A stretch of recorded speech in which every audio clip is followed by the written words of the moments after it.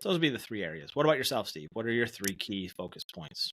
So we always start out very similar to how you mentioned. We focus on clarity, but with my clients, we really try to laser focus and we niche down. Who is it we truly are going to serve in this blue collar space? Like, we're not going to serve everybody because our message gets convoluted. Let's niche down to scale up.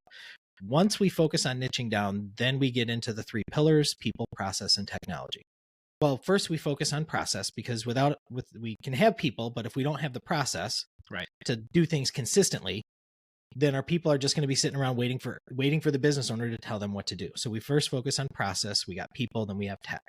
So we focus on the process first. How are we getting repeatable results consistently once we understand our audience so we can scale? Then we focus on people to get the right people in the right seats and the right roles, focus on the right things in the right lanes. Because now when we do that, we have the opportunity to scale quickly. And when we scale quickly, we need tech to help us. So what is the tech that we need the people to do? And the cycle continues because it's a continuous learning thing.